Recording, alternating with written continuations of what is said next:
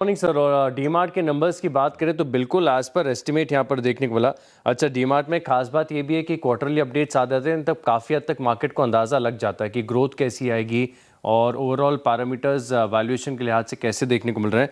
अब नंबर्स में आपको बताऊँ तो यहाँ पर आपको जो आंकड़ा देखने को मिला है ये बिल्कुल एज पर एस्टिमेट्स है। खास बात ये अगर आप देखें तो यहाँ पर जिस प्रकार से हमने उम्मीद लगाई थी कि 8% के आसपास के मार्जिन देखने को मिलेंगे, बिल्कुल 8% का आंकड़ा यहाँ पर आपको देखने को मिला। पिछले साल के मुकाबले आप देखें तो मुनाफे में 11% की बढ़त देखने को मिली है, 773 करोड़ से 860 करोड़। और तकरीबन आप ये समझिए कि 850 करोड़ ये मार्केट का एस्टिमेट था। वहीं अगर आप बात करें रेवेन्यू की तो 15% की बढ़त यहाँ पर आपको देखने को मिली है। 18,794 18,750 करोड़ के आसपास एस्टिमेट था। पिछले साल ये आंकड़ा 16,360 करोड़ के आसपास। एबिटा यहाँ पर 15.5% की बढ़त 1,299 करोड़ से तकरीबन 1,499 करोड़।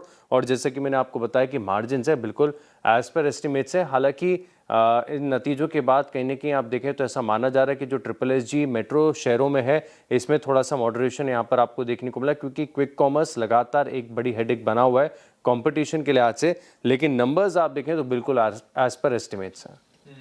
कम थी, लेकिन इसके बाद भी आप देखें तो नंबर्स स्लाइटली आप देखें तो काफ़ी पैरामीटर्स पर वे बेटर देन एस्टिमेट्स यहाँ पर आपको देखने को मिल रहे हैं। खास बात आप देखें तो रेवेन्यू यहाँ पर आपको सर्च देखने को मिला है पिछले क्वार्टर के मुकाबले तकरीबन 3% का। और वहीं डॉलर रेवेन्यू की बात करें तो जो एस्टिमेट था 1224 मिलियन डॉलर के करीब, इसमें 1224 बिल्कुल एज पर एस्टिमेट्स यहाँ पर आंकड़ा देखने को मिला है। एबिट की बात करें तो यहाँ पर मार्केट अनुमान लगा रहा था कि 1747 करोड़ का आंकड़ा यहाँ पर आपको देखने को मिलेगा और आंकड़ा है 1799 करोड़ का। एबिट मार्जिन की बात करें तो 15.1% ये मार्केट के एस्टिमेट्स थे, इसके मुकाबले 15.5% का आंकड़ा देखने को मिला। मुनाफे में तकरीबन 6% की बढ़त देखने को मिली है, 1444 करोड़ ये मार्केट एक्सपेक्ट कर रहा था, इसके मुकाबले आप देखें तो तकरीबन 1470 करोड़ के करीब का आंकड़ा। यानी नंबर्स आप देखें तो ये ऑलमोस्ट एज पर एस्टिमेट्स और स्लाइटली बेटर देन एस्टिमेट्स माने जाएंगे। खासतौर पर आप देखें तो जिस प्रकार से गाइडेंस है एआई को लेकर मैनेजमेंट की कमेंट्री निकल कर आई है। अब आप एबिट देखें, एबिट मार्जिन्स देखें या फिर डॉलर रेवेन्यू देखें, slightly better than estimates. Numbers यहाँ पर आप देखें तो नंबर्स तो बढ़िया ही लग रहे हैं। अब मुनाफे में 29% की बढ़त देखने को मिली है, 871 करोड़ ये हमारा अनुमान था, इसके मुकाबले 902 करोड़ का आंकड़ा देखने को मिला। रेवेन्यू आप पिछले साल के मुकाबले देखिए 25% की बढ़त देखने को मिली है। एंड अगेन ये आंकड़ा भी आपको स्लाइटली बेटर देन एस्टिमेट्स है। 2,824 करोड़ ये एस्टिमेट था ब्याज से आय यानी नेट इंटरेस्ट इनकम का, इसके मुकाबले 2,925 करोड़ का आंकड़ा देखने को मिला है।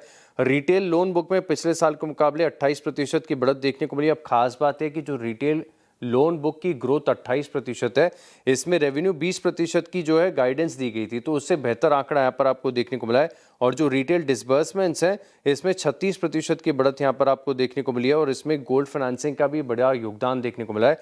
तो एल&टी फाइनेंस की तरफ से आप देखें तो बढ़िया नतीजा है। ओके, और इस के बारे में जाना जरूरी है। देखिए रेवेन्यू यहाँ पर आप 10% बढ़ रही है, एबिटा करीब करीब फ्लैट ही देखने को मिला, 1.25% की बढ़त है।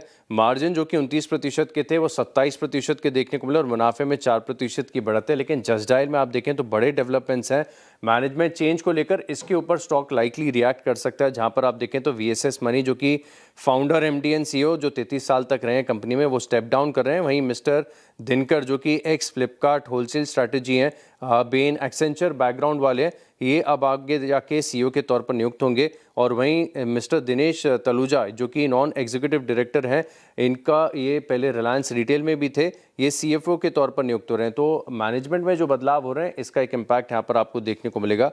इसके अलावा अगर आप देखें तो कीस्टोन रियल्टर्स यहाँ पर भी आप फोकस करिएगा। इसके Q1 के नंबर्स आए हैं और प्री सेल्स, क्योंकि लॉन्च ड्रिवन होता है रियल एस्टेट, तो इसमें हर बार आप साल दर साल कंपेयर करके नहीं दे सकते। 42% की गिरावट देखने को मिली है, लेकिन जो कलेक्शंस हैं ये 4% बढ़कर 599 करोड़ है। और एरिया सोल्ड इसमें भी जैसे प्री सेल्स गिरी ऐसे एरिया सोल्ड इसमें भी आपको ऑलमोस्ट 49% की गिरावट यहाँ पर देखने को मिली है।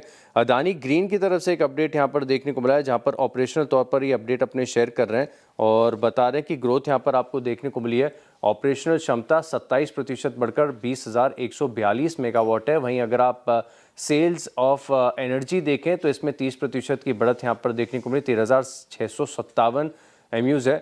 जनरेशन बिजनेस में 43% CAGR की ग्रोथ देखने को मिली है। तो अदानी ग्रीन की तरफ से अपडेट काफ़ी बेहतरीन साइड पर नजर आया। इसके अलावा कुछ और स्टॉक्स है जहां पर आप फोकस रखेंगे, उनमें से एक है इंटरग्लोब एविएशन, जिसे डीजीसी की तरफ से एक वार्निंग लेटर जारी किया है। दरअसल आप देखें तो जान में कुछ कार्गो जो रिलेटेड इश्यूज थे, इसमें आप देखें तो थोड़ी सी गड़बड़ी पाई गई है, तो इसका एक इम्पैक्ट यहाँ पर आपको देखने को मिल सकता है। साथ में अगर आप देखें तो सेंट्रल माइनिंग जो कि कोल इंडिया की सब्सिडरी है, इसका आईपीओ आया था, यहाँ पर भी फोकस रखेगा। ये भी अपने अपडेट के तौर पर बता रहे कि 99% आप देखें तो जो ड्रिलिंग के टारगेट्स हैं ये इन्होंने हासिल कर दिए हैं।